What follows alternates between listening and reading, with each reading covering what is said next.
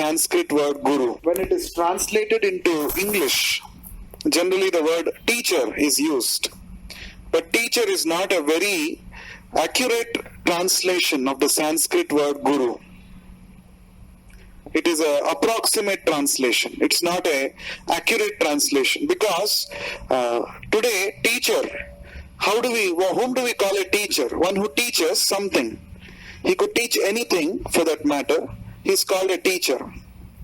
But in the strict sense, the word guru, in the Sanskrit language, guru means one who is heavy with spiritual knowledge. From the word guru comes GURUTVA-AKARSHANA SHAKTI. In Sanskrit, GURUTVA-AKARSHANA means gravitational force. When something is heavy, when something has got a mass, according to the Newton's law of gravitation, anything that has mass, it actually, what happens? It pulls the other objects towards itself with a force that is directly proportional to the product of the masses of the two bodies and inversely proportional to the square of the distance of separation. We have studied this, right? Newton's law of gravitation. So this gravitational pull is actually because of the mass, heaviness of an object.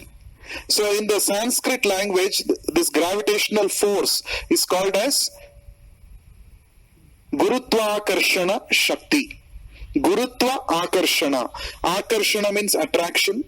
Gurutva means because of heaviness. See, that means this, before even Newton gave the law of gravitation, in the Sanskrit language, this GURUTVA-AKARSHANA Shakti, this word was used already.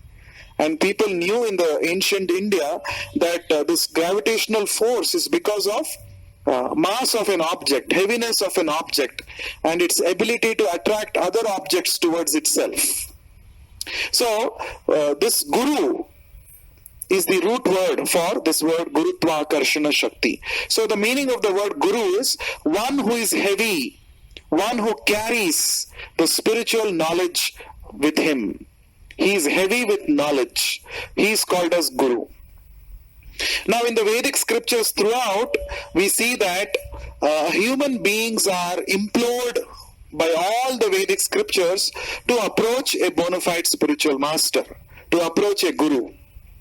It is mentioned in the Srimad Bhagavatam, Tasmad Gurum Prapadyeta Jignasu Shreyam Uttamam. Tasmad, therefore, it's a conclusion statement. Tasmad Gurum Prapadyeta. Prapadyeta means to approach and surrender. Gurum Prapadyeta. You have to approach and surrender to a bona fide guru, to a bona fide spiritual master. For what? Jignasu Shreyam Uttamam. For the sake of satisfying your inquisitiveness, Jignasuhu. Human beings are actually meant to be inquisitive. Athato Brahma Jignasa. This is the first Vedanta Sutra. After compiling all the Vedic scriptures, the 4 Vedas, the Upanishads, and the 18 Puranas, 18 Upapuranas, and many Vedic scriptures, Vyasadeva summarized all the Vedic knowledge into what is called as aphorisms, short aphorisms, formulae. They are called as Vedanta Sutras. The Vedanta Sutras are 560 in number. So these Vedanta Sutras, in very short formulae, sutra, it summarizes all the Vedic knowledge. That is why it is called Vedanta. Anta means the end, the ultimate pinnacle of Vedic knowledge. So there, the first Vedanta Sutra, it says, Adhato Brahma Jignasa. Now that you have come to the human form of life, it is your primary duty to inquire into the absolute truth. To inquire about the absolute truth. Brahma Jignasa. Jignasa means inquiry, willingness to know, isn't it? Now what should you be inquiring about?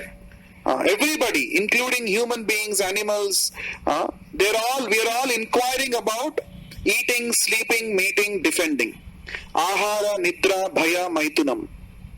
But in the human form of life, instead of simply inquiring about this basic animalistic propensities, we have got higher intelligence to inquire something beyond these things.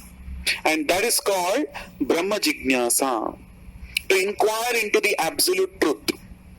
It is the prerogative of every human being to actually ask questions about the absolute truth.